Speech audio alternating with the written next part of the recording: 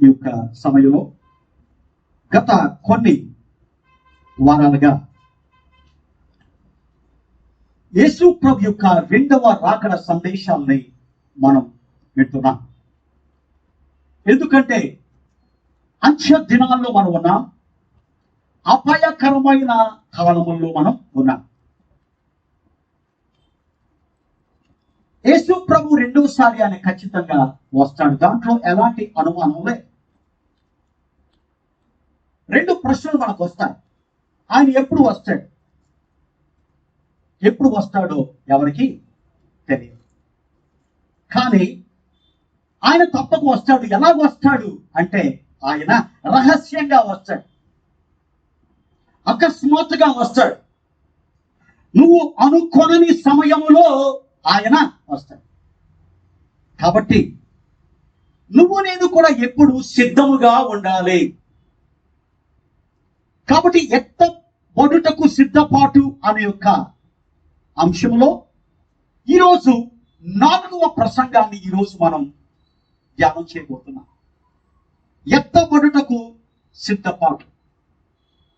గత వారంలో కాకుండా అంతకు ముందు వారంలో మనము 5 లక్షణాలు మనం ధ్యానం చేశాం. ఏంటి ఇక 5 లక్షణాలు అంటే, 1 స్వార్థప్రియులు, 2 ధనాపేక్షలు, 3 పెంకములాడువారు, 4 అహంకారులు, 5 దూషకులు. కాబట్టి ఈ 5 లక్షణాలు కూడా మంచి లక్షణాలా చెడ్డ లక్షణాలా? ఈ 5 లక్షణాలు కూడా చెడ్డ లక్షణాలు. ఈ 5 లక్షణాలు కూడా మనలో ఉంటే నువ్వు సిద్ధపడే గుంపులో నువ్వు లేనట్టు, సిద్ధపడని గుంపులో నువ్వు ఉన్నట్టు.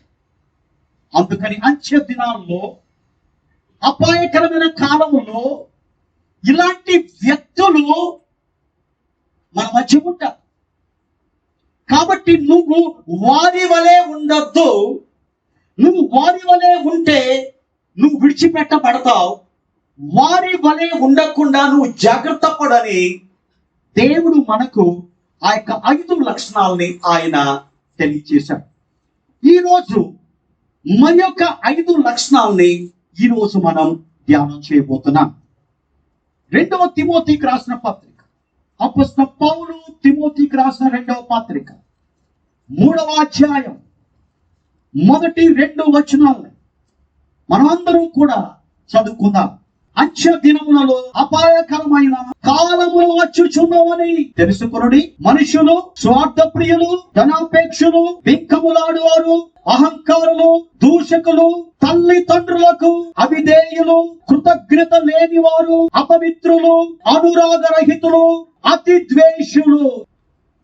ఈరోజు ఆ యొక్క లిస్టులో మిగతా 5 లక్షణాలు ఈరోజు మనం ధ్యానం చేయబోతున్నాం. ఇంతవరకు మనం చదువుకున్న ఆ యొక్క వాక్య భాగంలో మొట్టమొదటి లక్షణం ఈరోజు మనం ధ్యానం చేసేది ఏంటంటే, నువ్వు యేసు ప్రభు యొక్క రాకడలో ఎత్తబడే గుంపులో నువ్వు ఉండాలంటే సిద్ధపాటును కలిగి ఉండాలి. సిద్ధపాటును కలిగి ఉండాలంటే ఈ లక్షణాలు మనకి జీవితాల్లో ఉండకుండా మనం ఏం చేయాలి?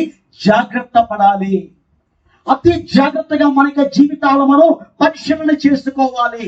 ఈ లక్షణాలు మనలో లేకుండా ఒక తీర్మానం మనం తీసుకోవాలి. దాంట్లో మొదటి లక్షణం ఏంటంటే, తల్లిదండ్రులకు అవిధేయులు.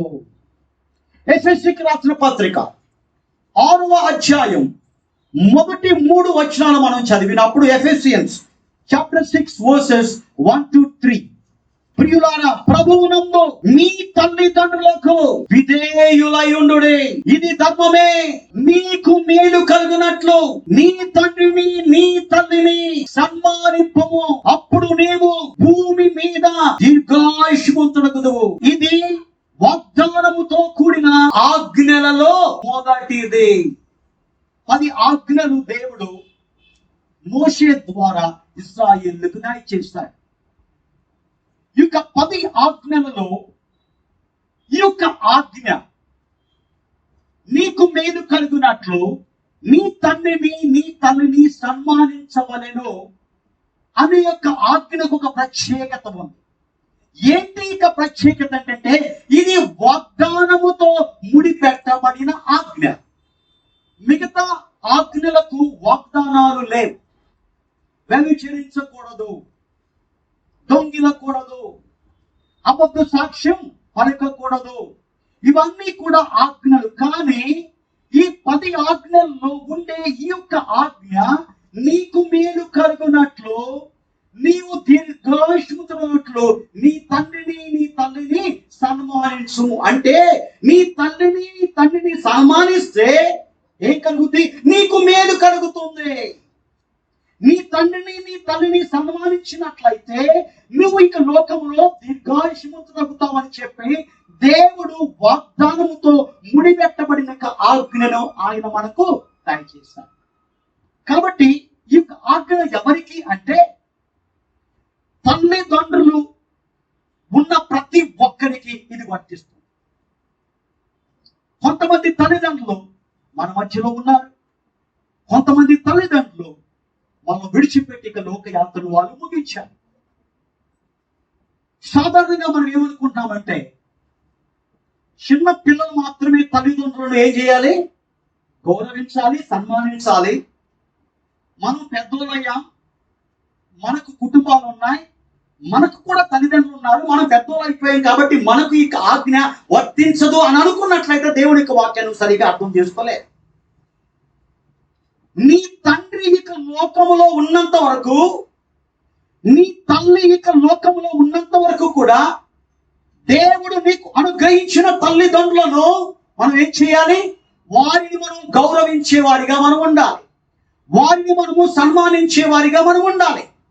అప్పుడు మనకి జీవితాల్లో మేలు కలుగుతుంది. కాబట్టి దేవుడు చెబుతాడు సింపుల్, నీకు మేలు కలగాలంటే నీ తల్లిదండ్రులను సన్మానించు.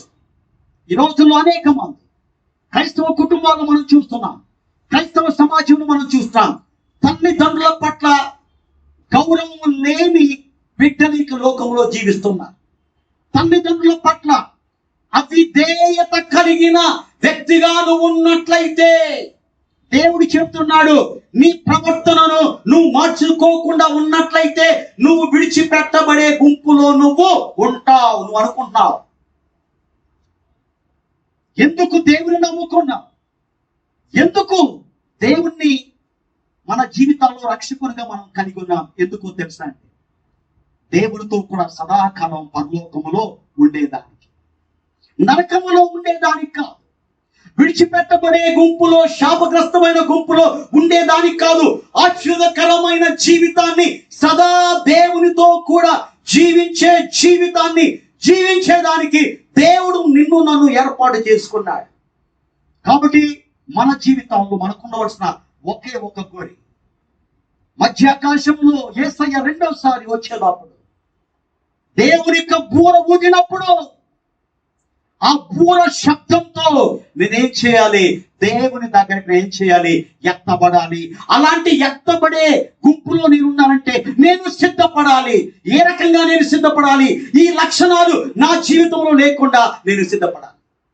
కాబట్టి కొన్నవారు ఎవరైనా మీకున్న తల్లిదండ్రుల పట్ల మీరు అవిధేయత కలిగినట్లయితే, వారికి అవమానం కలిగించే జీవితముగా నీ జీవితం ఉన్నట్లయితే అది నీకు నష్టము కలిగిస్తుంది, అది నీకు శాపము, అది నీకు క్షేమము కలిగించదు, అది నీకు మేలు కలగదు. కాబట్టి నీ జీవితంలో ఈ రోజు ఒక తీర్మానం తీసుకుందాం.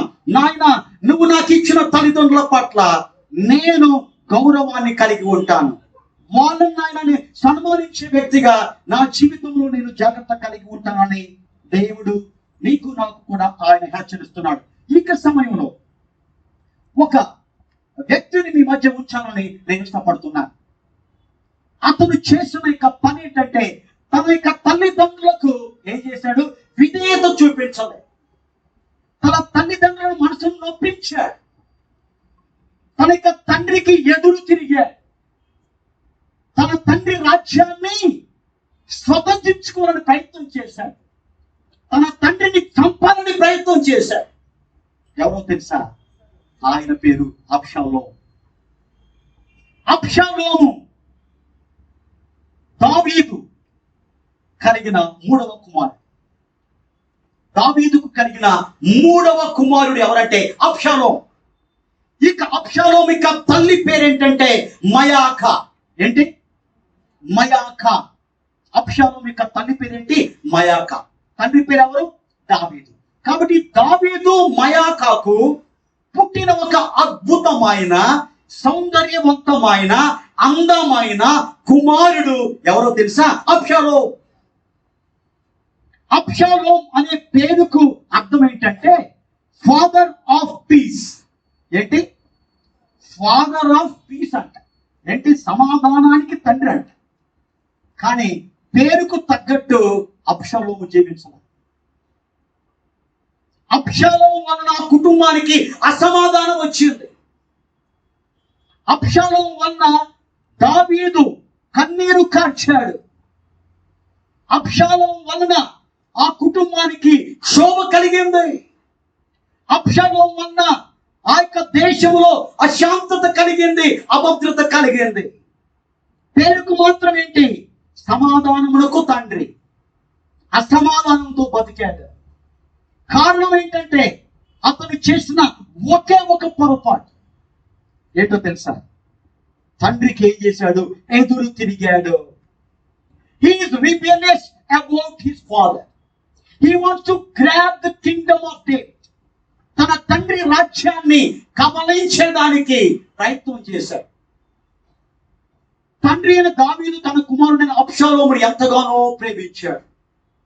అబ్షాలోమును తనకు విరుద్ధంగా వస్తున్నాడని తెలిసినా గానే తన యొక్క సైన్యాధిపతికి ఒక సలహా ఇచ్చాడు. ఎలాంటి పరిస్థితుల్లో చిన్నవాడైన అబ్షాలోము పైన మీరు చెయ్యి వేయద్దు, అతన్ని మీరు చంపొద్దు.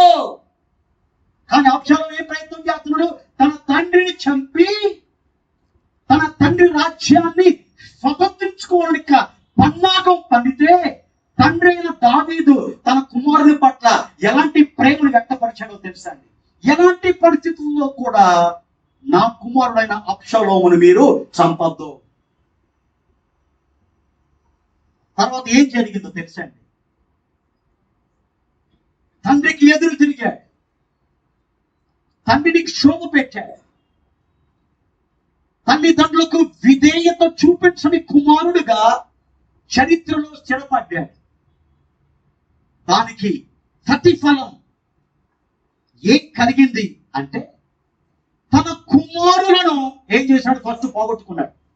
ఒకసారి బైబిల్ చదువుదాం. 2 సామ్యూయల్ 18వ అధ్యాయం 18వ వచనం చదవండి ఎవరైనా. 2వ సమూయేలు గ్రంథం 18వ అధ్యాయము 18వ వచనం. ఏంటి? తన పేరు నిలుపుటకు తన కుమారులు లేరు అంటే ఏమైపోయారు? పిల్లలు పుట్టారు. కానీ ఏం చేశారు? తనకున్న అవిధేయత వలన, తాను తండ్రికి తిరుగుబాటు చేయటం వలన తన కుటుంబంలో శాపాన్ని కూడగట్టుకొని తనకు ఇచ్చిన యొక్క పిల్లలను ఏం చేశాడు? పోగొట్టుకున్నాడు. నిజంగా పిల్లలను పోగొట్టుకోవటం అంటే చాలా గొప్ప నోటే. సాధారణంగా తల్లిదండ్రుల యొక్క సమాధి ఎవరు చేయాలి? పిల్లలు చేయాలని ఇష్టపడతారు. కానీ అలాంటి పిల్లల సమాధే తండ్రి చేయవలసిన పరిస్థితి వస్తే ఎంత బాధ, ఎంత క్షోభ. అలాంటి క్షోభను అబ్షాలోము అనుభవించాడు. కారణం ఏంటో తెలుసా? తన తండ్రికి ఏం చేశాడు? ఎదురు తిరిగాడు. తన తండ్రికి విధేయత చూపించలే. తల్లిదండ్రులకు విధేయత చూపించమని బైబిల్ చెబితే, తల్లిదండ్రులకు సన్మానించమని ధర్మశాస్త్రం బోధిస్తే, దేవుని యొక్క మాటలను నిర్లక్ష్యం చేసి తన తండ్రికి అవమానకరంగా ప్రవర్తించాడు. తన తండ్రికి అవిధేయత చూపించిన కుమారుడిగా ఉన్నాడు.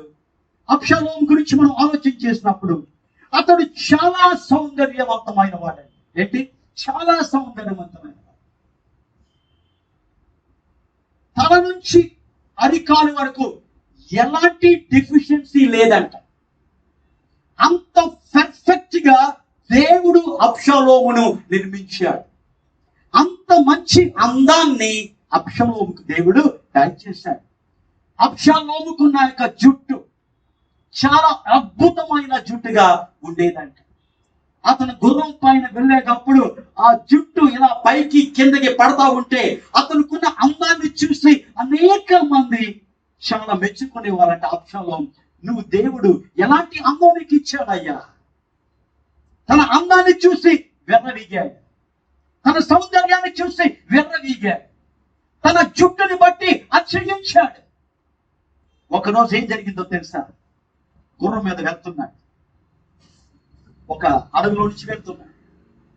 అడవిలో వెళ్తా ఫాస్ట్ గా వెళ్ళేటప్పుడు అతను ఏం చేస్తున్నాడంటే ఆ గుర్రం పైనుంచి తన యొక్క పైకి కిందకిలా ఎగురుతున్నప్పుడు అతని యొక్క జుట్టు కూడా పైకి కిందకి ఎగురుతుంది. అప్పుడు ఆ యొక్క జుట్టు ఏంటంటే చాలా పొడవైన జుట్టు కాబట్టి ఆ యొక్క జుట్టు వెళ్ళిపోయి ఏమైంది, అక్కడ ఉన్న కొమ్మకి ఏం చేసింది, తగులుకుంది. ఆ తగులుకున్న తర్వాత ఆ యొక్క కొమ్మకు అబ్షాలోము వేలాడుతున్నాడు. కింద ఉన్న గుర్రం ఏమైందంటే పరిగెత్తుకుని వెళ్ళిపోయింది.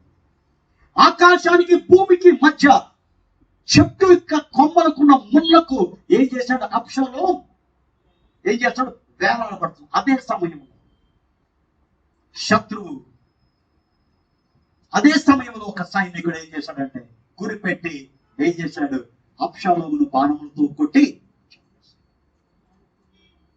ఏమై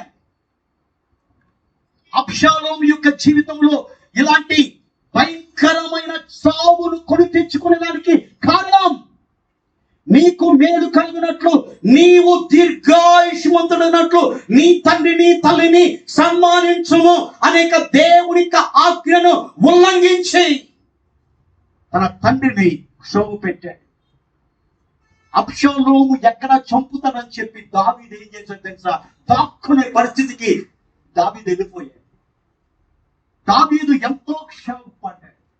దావీదు అంటే, కింగ్ డేవిడ్ అంటే ఒక అద్భుతమైన దేవుని శక్తితో నింపబడిన గొప్ప రాజు.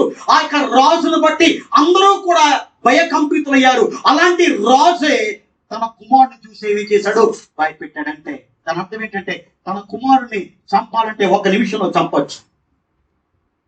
కానీ తండ్రి ప్రేమ ఏంటో తెలుసా? తన కుమారుని పట్ల అలాంటి ప్రేమ కలిగి. కాబట్టి ప్రభునందు ప్రియులారా, దేవుడు మనకు అనుగ్రహించిన తల్లిదండ్రుల పట్ల మనం ఏం చేద్దాం? వారికి లోకంలో ఉన్నంత వరకు కూడా వారికి మనం విధేయత మనం కలిగి ఉందాం. ఒకవేళ నీ జీవితంలో అవిధేయతను కలిగినట్లయితే ఒక్కసారి యేసు ప్రభు యొక్క రెండవ రాకడకు నువ్వు ఇంకా సిద్ధంగా నువ్వు లేవు అనే సంగతిని దేవుడు తెలియజేస్తూ, కనీసం ఈ రోజు అయినా దేవుడు నీకు ఇచ్చిన తల్లిదండ్రుల పట్ల భయభక్తులతో, శ్రద్ధాసక్తులతో, గౌరవంతో మనం ఉండాలి. ఈ లోకంలో నువ్వు గౌరవించవలసిన వ్యక్తులు ఎవరో తెలుసా? నీకు తల్లిదండ్రులు. నీ తల్లిదండ్రులు నీకు క్షేమాన్ని పట్టించుకునే వాళ్ళు నీ తల్లిదండ్రులు. నువ్వు ఈ స్థితిలో ఉన్నావంటే కారణం ఏంటంటే వాళ్ళు చేస్తున్న త్యాగం, వారు చూపిస్తున్న ప్రేమ. వారిని పట్ల పగ చూపించే అనేకమైన కుమారులు కుమార్తెలు క్రైస్తవ సంఘాల్లో కనిపిస్తున్నారు, క్రైస్తవ సమాజంలో కనిపిస్తున్నారు. కాబట్టి ఇక వర్తమానం వింటున్న ఎవరైనా మీ తల్లిదండ్రుల పట్ల మీ సరైన ప్రవర్తన లేకుండా ఉన్నట్లయితే కనీసం ఈ రోజైనా మీ చెడ్డ ప్రవర్తనను మీరు మానుకొని ఒక కమిట్మెంట్ తీసుకోండి. నా యొక్క తల్లిదండ్రులు ఈ లోకంలో ఉన్నంత వరకు, నేను ఇక లోకంలో ఉన్నంత వరకు కూడా నేను వారికి అవమానపరిచే రీతిలో నేను ప్రవర్తించను. నా ప్రవర్తన అవమానపరిచే ప్రవర్తనగా ఉండదు. నా మాటలు అవమానపరిచే ప్రవర్తనగా ఉండకూడదు. ఒక తీర్మానం తీసుకున్నట్లయితే నిజంగా యేసు ప్రభు యొక్క రెండవ రాకడలో నువ్వు సిద్ధపాటు కలిగిన వ్యక్తిగా నువ్వు ఉంటావు. నువ్వు సిద్ధపాటు కలిగినట్లయితే ఆ యొక్క సిద్ధపడిన వాడితో కూడా నువ్వు సదాకాలము దేవునితో కూడా నువ్వు ఉండగలుగుతావు. కాబట్టి అబ్షాలోముని దేవుడు మనకు చూపించాడు. అబ్షాలోముగా మనం ఉండాలి. అబ్షాలోముకు ఎంత అందం ఉన్నా కానీ, ఎన్ని స్కిల్స్ ఉన్నప్పటికీ తన యొక్క జీవితం ఒక శాపగ్రస్తమైన జీవితంగా మారిపోయింది. అబ్షాలోము యొక్క కుమారులు ఆ యొక్క స్వాస్యాన్ని నిలిపే కుమారులు చనిపోయారు. ఆఖరికి అబ్షాలోము కూడా అకారణముతో ఏం చేశాడు? అతను చాలా చిన్న వయసులోనే ఏం చేశాడు? చనిపోయాడు. కారణం ఏంటో తెలుసా? తల్లిదండ్రులకు అవిధేయత చూపిస్తే నీ జీవితంలో నీకు మేలు కలగదు, నీ జీవితంలో అది శాపం. కాబట్టి నీకు తెలిసిన వాళ్ళు ఎవరైనా తల్లిదండ్రులకు అవిధేయత చూపించే వాళ్ళు నీకు చాలా క్లోజ్ గా ఉంటే, దేవుని యొక్క బిడ్డగా వాళ్ళకు నువ్వు చెప్పి ఈరోజు ఏమని చెప్తావు? చూడు, నీ తల్లిదండ్రుల పట్ల నువ్వు ప్రవర్తిస్తున్నది సరిగా లేదు, అది నీకు క్షేమం కాదు, అది నీకు శ్రేష్టమైనది కాదు. నీ తల్లిదండ్రులతో నువ్వు సమాధానపడు, నీ తల్లిదండ్రులు గౌరవించు, వారి పట్ల నువ్వు ప్రేమ కలిగి ఉండు అని వారికి మీరు తెలియచేయాలని మీకు నేను తెలియజేస్తాను. కాబట్టి మనం 2 పనులు చేయాలి ఈరోజు. ఏం చేద్దాం? దేవుడు మనకిచ్చిన తల్లిదండ్రుల పట్ల మనం ఏం చేద్దాం? విధేయత మనం కలిగి ఉందాం. అలాగే మనకు తెలిసిన వాళ్ళు ఎవరైనా తల్లిదండ్రులకు అవిధేయత చూపించే జీవితాన్ని జీవిస్తున్నట్లయితే వారిని కూడా దేవుని యొక్క వాక్యానుసారంగా మనం ఏం చేద్దాం? హెచ్చరిద్దాం. కారణం ఏంటంటే వాళ్ళు నశించిపోవటం మనకు ఇష్టం లేదు కదండి. మనము ఏ రకంగా దేవుని యొక్క రాజ్యంలో ఉండాలో వాళ్ళలో కూడా దేవుని యొక్క రాజ్యంలో యొక్క ఆశ నీకు ఉండాలంటే నువ్వేం చేయాలంటే ఈ మాటలు వారికి నువ్వు తెలియచేయాలి. అదే మొదటి లక్షణం. రెండవ సంగతి మనం చూద్దాం. యేసు ప్రభు యొక్క 2వ రాకడలో ఎత్తబడే గుంపులో నువ్వు నేను ఉండాలంటే మనలో ఉండకూడని 2వ లక్షణం ఏంటంటే, 2వ లక్షణం ఏంటి? 2వ బ్యాచ్ ఏంటి ఇక్కడ? కృతజ్ఞత లేనివాడు. ఏంటి రెండవది? కృతజ్ఞత లేనివాడు. బైబిల్లో మనం చూసినప్పుడు అపోస్తలుడైన పౌలు దెస్సలోనికీయులకు రాసిన మొదటి పత్రిక 5వ అధ్యాయము 18వ వచనంలో మనం చూసినప్పుడు అక్కడ ఒక మాట మనకు కనిపిస్తుంది. చదవండి ఎవరైనా. మొదటి దెస్సలోనికీయులకు రాసిన పత్రిక 5వ అధ్యాయము 18వ వచనం. ప్రతి విషయమందును కృతజ్ఞతాస్తుతులు చెల్లించుడి. ఏంటి? ప్రతి విషయమందును నువ్వేం చేయాలి? ఇక లోకములో దేవుని యొక్క బిడ్డగా నువ్వు కృతజ్ఞత కలిగి ఉండాలి. ఈ రోజులో అనేక మంది కృతజ్ఞత లేని వారిగా మనం జీవిస్తున్నాం, కృతజ్ఞత హీనులుగా మనం జీవిస్తున్నాం.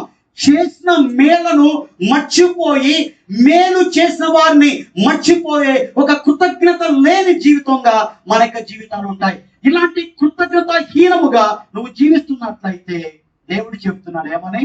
నువ్వు నా రాకడలో ఎత్తపాటు కలిగి ఉండాలంటే నువ్వు దిద్దుపాటు కలిగి ఉండాలి. నువ్వు సిద్ధపాటుతో నీ దిద్దుపాటుతో నీ జీవితాన్ని నువ్వు దిద్దుకున్నప్పుడు ఎత్తబడే గుంపులో నువ్వు ఉంటావని దేవుడు తెలియజేస్తాడు. కాబట్టి మన యొక్క జీవితాల్లో కృతజ్ఞత కలిగిన వారిగా మనం జీవిద్దాం, కృతజ్ఞత లేని వారిగా మనము జీవించాలి. నేను ఒకసారి ఒక ఇంటికి వెళ్ళాను. ఆ ఇంటి దగ్గర ఇంటికి బోర్డ్స్ పెట్టుకుంటారు కదండి, బోర్డ్స్ ఉంటాయి కదా, గ్రేస్. మా ఇంటికి షకీనా అని పెట్టాను. కాబట్టి ఒక్కొక్కరు ఒక్కొక్క ఇంటికి ఒక్కొక్క పేరు పెడతారు కదా. ఆయన కూడా ఒక పేరు పెట్టాడు. ఆ బోర్డు ఏంటో తెలుసా? స్వయం కృషి. ఏంటి బోర్డు అంటే? స్వయం కృషి. షాక్ అయ్యి తర్వాత నెమ్మదిగా ఆయన అడిగారు, సార్ అందరూ డిఫరెంట్ గా పెడతారు బోర్డు, మీరు చాలా డిఫరెంట్ గా పెట్టారు, ఏంటి మీరేం చేశారు?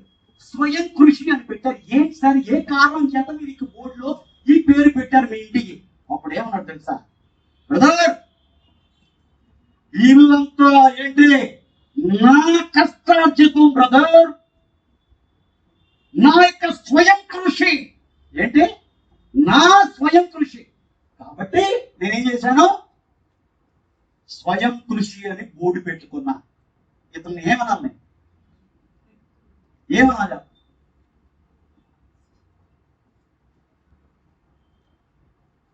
బైబిల్లో యేసు ప్రభు 10 మంది కుష్ఠరోగులను ఆయన ఏం చేశాడు? స్వస్థపరిచాడు. 10 మంది వచ్చారు ఆయన దగ్గరికి. దూరం నుండి కేకలు పెడుతున్నారు, దావీదు కుమారుడా మమ్మల్ని కరుణించు, మీ దగ్గరికి మేము రాలేకపోతున్నా, మాకేముంది, కుష్ఠరోగం ఉంది, మమ్మల్ని ఎవరి దగ్గర రానివ్వట్లా, నువ్వే మమ్మల్ని స్వస్థపరిచేవాడిని మేము నమ్ముతున్నాం, ఎందుకంటే నీ గురించి మేము విన్నాం, నువ్వు అనేకమైన గొప్ప కార్యాలు చేశావు, నువ్వు స్వస్థపరిచే దేవుడు, నువ్వు బాగు చేసిన దేవుడు, మమ్మల్ని కరుణించు. ఈ శాపగ్రస్తమైన జీవితం నుంచి మమ్మల్ని విడుదల చేయి. మేము అందరిలాగా ఉండాలి, అందరిలో మేము తిరగాలి. కానీ ఇక కుష్ఠ రోగం వలన మేము అందరితో కలవలేకపోతున్నాం. నీ కరుణ మా పైన చూపించు, నీ దయ మా పట్ల చూపించు అని వేడుకున్నారు. అప్పుడు యేసయ్య ఏం చేశాడు? అందరినీ బాగు చేశాడు. ఎంతమంది? 10 మంది వచ్చారు. 10 మంది కూడా స్వతపరిచి మీ దేహాలని ఎక్కడికి చెప్పండి, యాజకుడికి వెళ్ళి కనపరుచుకోండి. అంతే. వాళ్ళు తిరిగి వెళ్తున్నారు ఎక్కడికి? అందరూ కూడా ఏమైనా స్వతపడిపోయి, ఒక్కడు మాత్రమే వాపసు వస్తాడు. యేసయ్య ఆ ఒక్కడిని అడుగుతున్నాడు.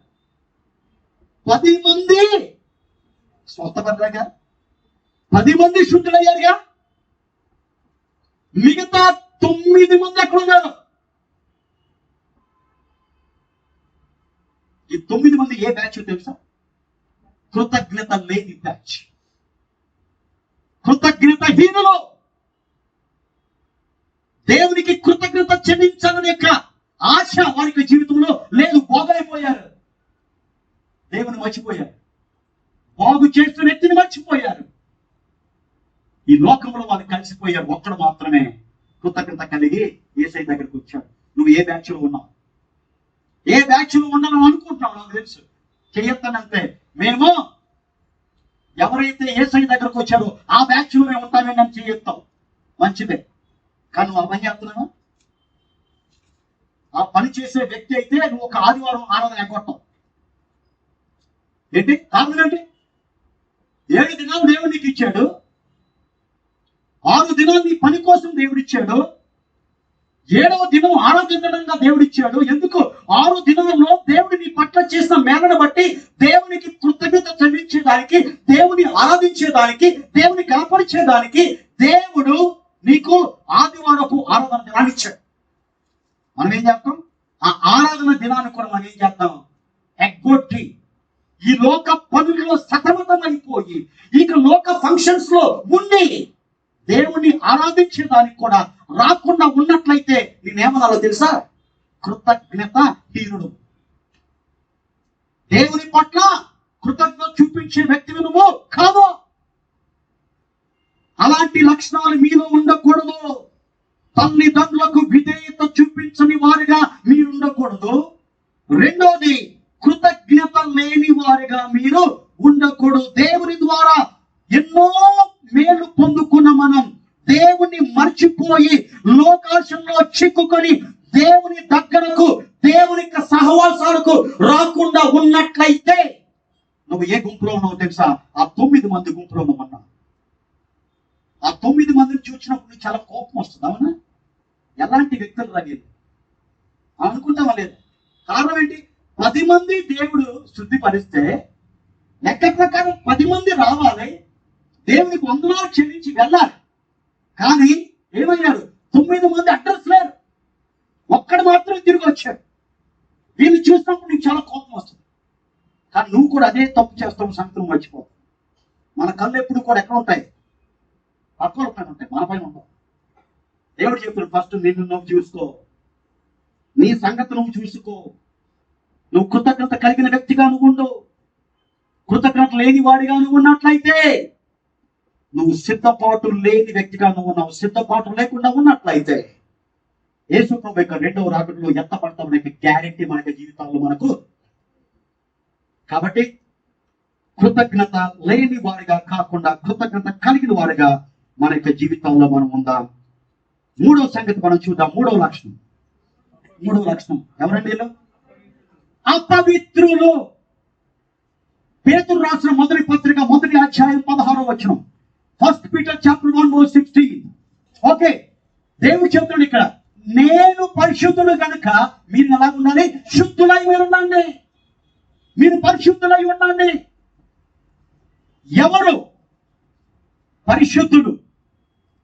ఎవరు నీతిమంతులు? ఎవరు తెలుసా? యేసయ్య రక్తము ద్వారా కడగబడిన మనందరం కూడా ఎవరు? నీతిమంతులుగా దేవుడు మార్చాడు. నీతిమంతులుగా దేవుని ద్వారా మార్చబడిన మనం ఏం చేయాలి? నీతివంతమైన జీవితాన్ని జీవించాలి. మళ్ళా పాప జీవితం వైపు మనము చూడకూడదు. అపవిత్రత మనకి జీవితాల్లో ఉండకూడదు.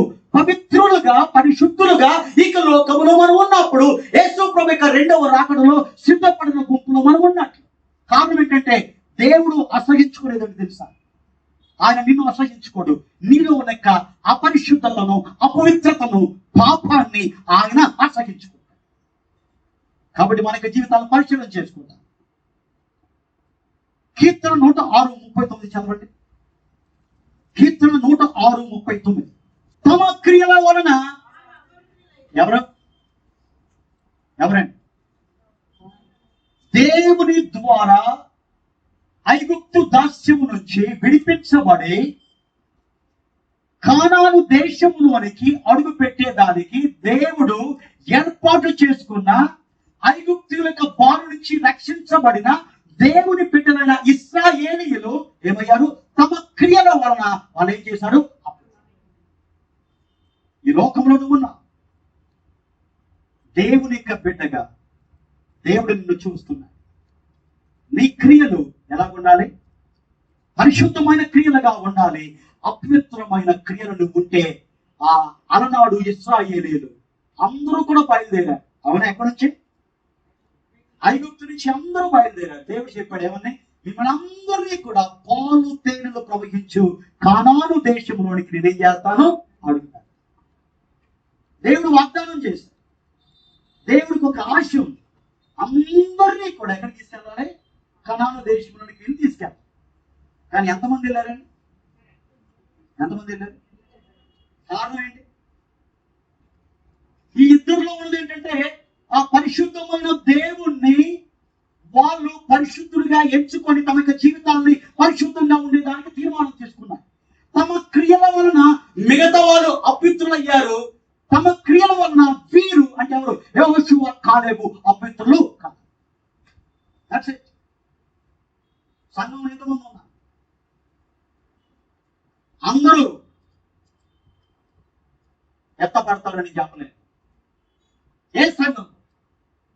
కానీ ఒకటి మాత్రం ఖచ్చితంగా చెప్తాను, ఎవరైతే పవిత్రులుగా ఉంటారో, ఎవరైతే ఇక లోకముల క్రియల వలన అపవిత్రులు కాకుండా పవిత్రమైన జీవితాన్ని కలిగి ఉండి పవిత్రమైన క్రియలు చేసేవారిగా ఉంటారో వాళ్ళు కంపల్సరిగా యేసు ప్రభువుకి రెండవ రాకడలో ఏం చేస్తారు? యెహోషువ, కాలేబు లాగా మనకి జీవితాల్లో మనం పరిశుద్ధత మనం కలిగి ఉండాలి. కారణం ఏంటంటే పరిశుద్ధత లేకుండా ఎవడో దేవుణ్ణి ఎక్కడ ఉందని బైబిల్ అది ఒకసారి చూద్దాం. హెబ్రీయులకు రాసిన పత్రిక 12:14 చెప్పండి. Hebrew chapter 12:14. హెబ్రీయులకు రాసిన పత్రిక 12:14 పరిశుద్ధత లేకుండా ఎవడును ప్రభువుని చూడడు. అంటే దాని అర్థం ఏంటి? నువ్వు ఎత్తబడినప్పుడు ఎవరు చూస్తావు? దేవుని చూస్తావు. దేవుని చూడాలంటే నీకు ఉండవలసిన అర్హత ఏంటి? పరిశుద్ధత లేకుండా నువ్వు దేవుని చూడలేవు. కాబట్టి నీకు జీవితం ఒకసారి ఆలోచన చేయలేదు. ఈ లోకంలో నువ్వు బతుకుతున్నావు, కానీ లోకము నీలో ఉండకూడదు. లోకము నీలో ఉంటే నువ్వు నశించిపోతావు. లోకాశను మనం వదిలిపెడదాం. ఈ లోకంలో ప్రతిదీ నష్టంగా ఎంచుకుందాం. యేసయ్య మాత్రమే శ్రేష్టమైన వ్యక్తిగా మనకి జీవితాలు మనం ఉంచుకుందాం. ఆయన పరిశుద్ధుడు కాబట్టి నేను కూడా పరిశుద్ధుడిగా ఉండాలి. పరిశుద్ధత లేకుండా ఎవడు దేవుడు చూడలేడు. కాబట్టి ఆ దేవుని చూడగలిగే గుంపులో నేను ఉండాలంటే నేను నా యొక్క జీవితాన్ని పరిశుద్ధంగా ఉంచుకోవాలని ఒక తీర్మానం తీసుకున్నట్లయితే మన యొక్క జీవితంలో మనం ఏం చేస్తాం? యేసు ప్రభువు యొక్క రెండవ రాకడలో ఎత్తపడే గుంపులో మనం ఉంటాం. 3 విషయాలు చెప్పాను. మొదటిది ఏంటంటే తల్లిదండ్రులకు అవిధేయత మనం కలిగినట్లయితే సిద్ధపడి మనము లేము. రెండోది కృతజ్ఞత లేని వారిగా ఉంటే మనకు జీవితంలో సరిదిద్దుకోవాలి. మూడవది అపవిత్రత అనేది మనలో ఉండకూడదు. 4వది మనం చూద్దాం, అనురాగ రహితులు. ఈ బ్యాచ్ ఏంటి? అనురాగ రహితులు. ఈ రోజు ఇంటికి వెళ్ళిన తర్వాత ప్రతి ఒక్కరు కూడా ఈ రోజు ఒక హోంవర్క్ మీకు ఇస్తాను నేను. సింపుల్. బైబిల్లో లవ్ చాప్టర్ అని ఒకటి ఉంది. Famous chapter in the Bible. దాంట్లో ఉన్నంత లవ్ ఏంటది? మొదటి కొరింథీయులకు రాసిన పత్రిక 13వ అధ్యాయం చాలా అద్భుతమైన అధ్యాయం. ఈరోజు ఇంటికి వెళ్ళి చక్కగా భోజనం చేసి, మీకు ఇష్టమైన భోజనం చేసిన తర్వాత మీకు టైం ఉన్నప్పుడు ఓకే ఆ యొక్క అధ్యాయం ఒక్కసారి మనం చదవండి. చదివి ఆ లక్షణాలు ఎన్ని మనలో ఉన్నాయి, మనలో ఎన్ని లేవు. ప్రేమ అంటే అన్ని ఇలా ఉండాలి. ఎన్ని లక్షణాలు తెలుసు లెక్కెట్ట. ఎన్ని లక్షణాలు అంటే దాదాపు దాంట్లో 17 లక్షణాలు ఉన్నాయి. ఏమున్నాయి? 17 లక్షణాలు. అంటే నువ్వు అనురాగముతో ఉంటే ఈ 17 లక్షణాలు నీలో ఉంటాయి. ఈ 17 లక్షణాల్లో ఒక లక్షణం నేను లేకపోయినా కానీ నువ్వెవరో తెలుసా? అనురాగ రహితుడువు. దేవుడు చెబుతున్నాడు, నువ్వు అనురాగ రహితుడుగా ఉంటే నా పిలుపు అందుకున్నప్పుడు బుద్ధి లేని వాడిగా నువ్వేం చేస్తావు? నువ్వు మిగిలిపోతావు. బుద్ధి కలిగిన కన్యకలు ఎలాగెళ్ళారు? పెళ్లి కుమారునితో వెళ్ళిపోయాడు. బుద్ధి లేని వాళ్ళు ఏం చేశారు? విడిచిపెట్టారు. కాబట్టి అనురాగ రహితులుగా ఈ లోకములను ఉంటే యేసు ప్రభు యొక్క రెండవ రాకడలో నువ్వు ఎత్తబడేదానికి నువ్వు సిద్ధంగా లేవని దేవుడు చెప్తున్నాడు. చాలా అద్భుతంగా యొక్క వచనాలు ఉంటాయి. ప్రేమ లేని వాడు అయితే నువ్వెవరో తెలుసా? వ్యర్థుడవు. నువ్వు ఎన్నన్నా చదువు, బైబిల్ ఎంతైనా చదువు, ఎంత ప్రార్థన అయినా చేయి, ఎంత పాటలన్నా పాడు, ఎంత సాక్ష్యమైనా చెప్పు, ప్రేమ లేని వాడవైతే నువ్వెవరో వేస్ట్. అచ్చ తెలుగులో చెప్పాలంటే నువ్వు వ్యర్థుడవు, యూజ్లెస్. ఏమీ లేకపోయినా ప్రేమ ఉంటే నువ్వెవరో తెలుసా? Great person. Great person. ప్రేమ లేని వాడవైతే నువ్వు మోగెడు కంచు గనగనలాడు వాటివాడు.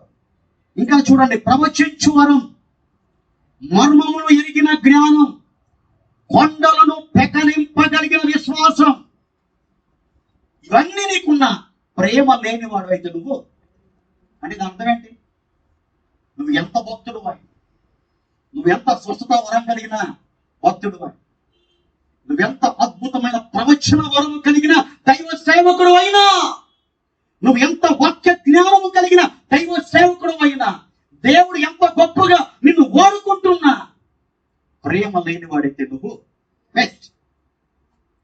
అందుకని బైబిల్ చెప్తుంది, ప్రేమ కలిగి ఉండేదానికి ప్రయాసపడు. అనురాగ రహితులుగా మనం ఉండకూడదు. అనురాగ సహితులుగా ఇక లోకములో మనం జీవించాలి. ఇంకా బీదలకు ఆస్తి ఇచ్చి కాల్చబొట్టుకు శరీరం ఇచ్చిన, చూడండి ఏంటి, నీకున్న ఆస్తి అంతా బీదలకు ఇచ్చి, యేసయ్య కోసం కాల్చబడేదానికి శరీరం కూడా ఇచ్చే. కానీ ప్రేమ లేని వాడవైతే నువ్వేంటి? ప్రేమ ఎంత గొప్పదో, ఎంత విలువైనదో దేవుడు తెలియజేస్తున్నాడు. అనుకుంటున్నావు నేను దేవుని కోసం అది చేస్తున్నాను, ఇది చేస్తున్నాను, అది చేస్తాను. ప్రేమ లేకుండా నువ్వు ఏది చేసినా అది వృధా. ఇంకా మనం చూసినప్పుడు ప్రేమ దీర్ఘకాలము ఏం చేస్తుంది? సహించును.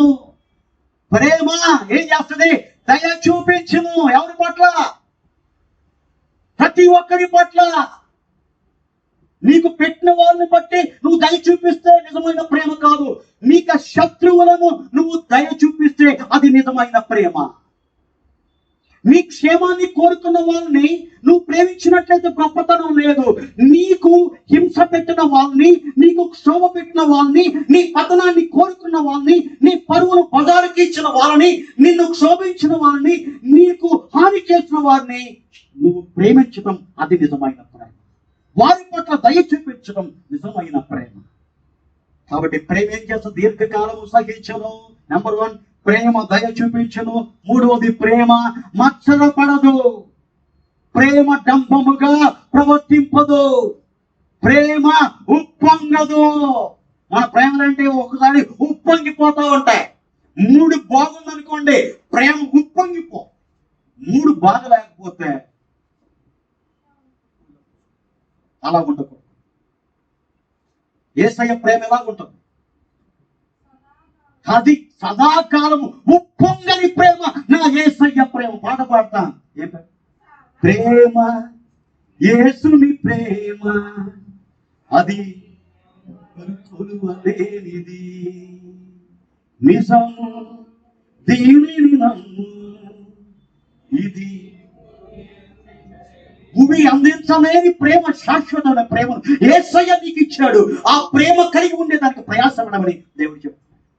ఎందుకు ఈ రోజుల్లో కుటుంబంలో అశాంతి? ఎందుకు సంఘములో అశాంతి? ఎందుకు కుటుంబంలో ఐక్యత లేదు? కారణం ఏంటి?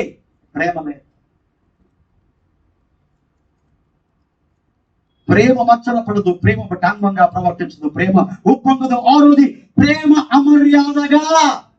ఏంటి? అమర్యాదగా నడవదు. ఎన్నిసార్లు అమర్యాదగా నడుస్తున్నావు? ఎన్నిసార్లు అమర్యాదమైన మాటలు మాట్లాడుతున్నావు? ఎన్నిసార్లు ఇతరులకు నీ ప్రవర్తన ఇబ్బందికరంగా ఉంది? ఒకసారి ఆలోచించే. ప్రేమ అమర్యాదగా నడవదు. ప్రేమ స్వప్రయోజనమును విచారించకూడదు. ఏంటి? నేనే బాగుండాలి, నేను బాగుంటే చాలు కాదు. నిజమైన ప్రేమ కలిగిన వాళ్ళైతే ఇతరుల బాగును మనం కోరుకోవాలి, ఇతరుల క్షేమాన్ని మనం కోరుకోవాలి, స్వప్రయోజనాన్ని విచారించుకోకూడదు. అందుకని దేవుడు చెప్తున్నాడు, మీరు వ్యాజ్యం ఆడద్దు. ఎవరిపైన? ఇతరుల పైన. ఎవడైనా మీ పైన వ్యాజ్యమాడి మీ యొక్క అంగీ అడిగితే మీరేం చేయాలి? పై వస్త్రాన్ని కూడా ఇచ్చేయి. నేను లాస్ట్ వీక్ చెప్పాను మీకు కదా, మిడ్ వీక్ సర్వీస్ లో చెప్పాను. ఏంటి? ఎవరైనా వ్యాజ్యమాడి ప్యాంట్ అడిగితే కోట్ కూడా ఇచ్చేయి. అది కథ. ప్యాంట్ కాస్ట్ ఎక్కువ, కోట్ ఎక్కువ. కోట్ కాస్ట్ ఎక్కువ తెలుసా? ప్యాంట్ 200 అయితే ఇది 2000. దేవుడు ఏం చెప్తున్నాడు తెలుసా? నువ్వు ప్రేమ కలిగిన వ్యక్తి అయితే నువ్వు స్వప్రయోజనము విచారించుకోను, ఇతరుల యొక్క ప్రయోజనాన్ని నువ్వు కలిగి ఉంటావు. ప్రేమ త్వరగా కోపపడదు. అబ్బా, నువ్వు నేను ఎన్నిసార్లు కోపడతావు? ప్రతి దానికి కోపమే. ఏది రాకపోయినా కోపంతో వచ్చాను. అవునా కదా? త్వరగా ఎంతో త్వరగా వచ్చేద్దంటే కోపం ఒక్కొక్కసారికి. అసలు నిజమైన నీ ఆత్మీయత ఎక్కడ కనపడుతుందంటే మన సిచ్యువేషన్ లో ఉంటావు చూడు. కొంతమంది ఉంటారు, నాకు తెలుసు, టూ బ్యాచ్ చూసా. ఎప్పుడూ కూడా ఎంతైనా కానీ కూల్. నాకు అనిపిస్తుంది ఎంత కూల్గా ఉన్నారు రా ఈ అబ్బాయి, ఎంత కూల్గా ఉందిరా. కారణం ఏంటి? యేసయ్య ప్రేమ లోపల ఉంది కాబట్టి కూల్. అదే యేసయ్య ప్రేమ లోపల లేదనుకో, ఫుల్ హాట్, ఎప్పుడు హాట్. త్వరగా కోపడు. దానివల్ల కోపలు కూలిపోతున్నాయండి. భార్య భర్తల మధ్య చిచ్చులు ఎగుతుందండి. ఎన్నో సంవత్సరాలు దాంపత్య జీవితాన్ని చేసినా కానీ ఒకరి పట్ల ఒకరికి మంచి అండర్స్టాండింగ్స్ లేవు. కారణం ఏంటి తెలుసా? ప్రేమ లేదు. త్వరగా కోపపడే లక్షణం. ఏదో తప్పు జరిగింది, ఎందుకు ఓర్చుకోకూడదు? ఏదో తప్పు జరిగింది, ఎందుకు పేషెన్స్ గా లేవు? వెంటనే రియాక్ట్ అయిపోతాం, త్వరగా కోపడతాం. నీకేం తప్పు, నాకేం తప్పు. ఏమంటదే? మా అమ్మ ఇంటికి వెళ్తాడు, నేను పో. తర్వాత ఏం జరుగుద్ది? మీ వాళ్ళ కుటుంబం అంతా కూడా ఏమైపోతే నష్టపోతుంది. ఎందుకు ఇక పంతాలు పట్టింపులు చెప్పండి? ప్రేమ అపకారము మనసులో. ఎంతకాలం అపకారం? ఎప్పుడో జరిగింది, 10 సంవత్సరాల క్రితం నీ పెళ్లి దగ్గర జరిగింది తంతు. పెళ్ళి అయిన తర్వాత పిల్లలు కూడా పుట్టారు, వాళ్ళు కూడా పెళ్ళి అయిపోయింది. అయినా కానీ అనే పట్టుకుంది. 20 సంవత్సరాలు జరిగింది, నేను జరిగినట్టు ఫీల్. అదే నేను చెప్పిన వాక్యం గుర్తుకోరండి, గుర్తురాదు. కానీ 20 సంవత్సరాలు జరిగింది మాత్రం నాడు పాస్టర్ ఇది నన్ను అన్నారా? అన్యాయం లేదా లోకంలో? పాస్టర్ ప్రతి ఆధారం గొంతెచ్చించుకొని చెప్పే అనేకమైన జ్ఞాపకం ఉంది వాళ్ళకి. ఎప్పుడో పొరపాటున పాస్టర్ ఏదో అన్నాడంట, ఎప్పుడు 10 సంవత్సరాల క్రితం. దాన్ని పట్టుకుని ఏలాడి వాళ్ళు ఏలాడుతుంటే అసలు ఇంకో గుంపుని పట్టుకుని అందరూ ఏలాడండి. అందరూ అలా ఏలాడండి, అక్కడ ఏలాడతారు. దయచేసి మీరు నా మాటలు సీరియస్ గా తీసుకోండి. దేవుడి మాటలు సీరియస్ గా తీసుకుందాం. తర్వాత అపకారం మనసులో ఉంచకూడదు. దుర్నీతి విషయమై సంతోషపడక. సత్యముందు సంతోషించును, అన్నిటికీ తానును. అబ్బా ఏంటి?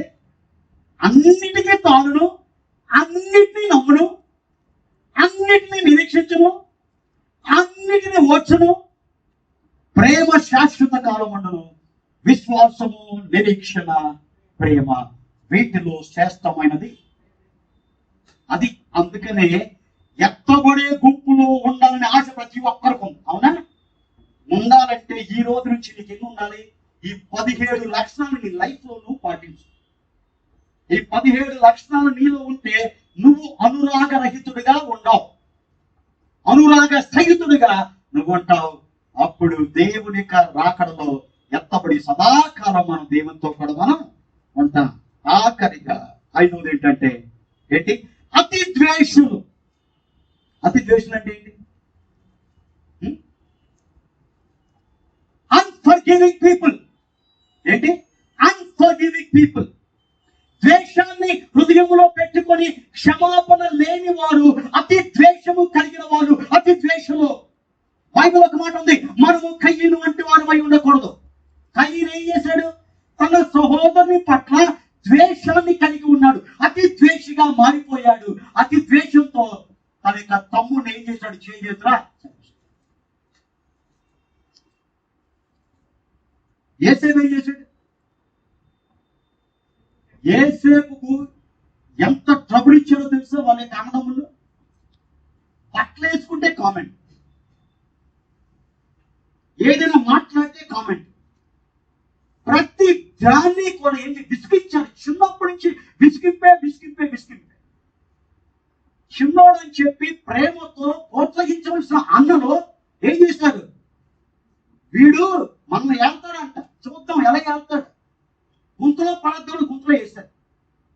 తర్వాత ఏమైంది? చంపేదానికి ప్రయత్నం చేశారు, బానిసగా అమ్మేశారు. ఆ యొక్క అన్నలు చేసిన వాళ్ళు ఎక్కడికి వెళ్ళారు? చెరసాలలో కూడా వెళ్ళాడు.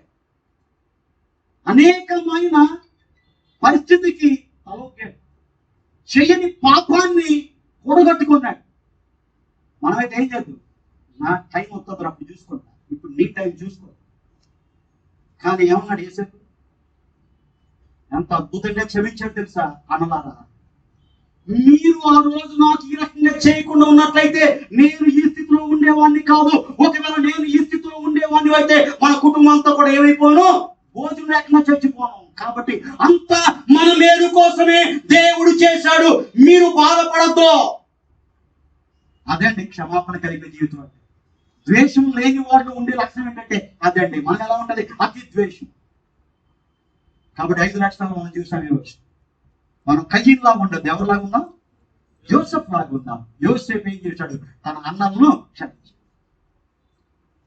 అన్నలు అతిగా ద్వేషించారు, కానీ యోసేపు తన యొక్క అన్నలు ఎరంగా ద్వేషించారు, అంతకంటే ఎక్కువగా ప్రేమించారు.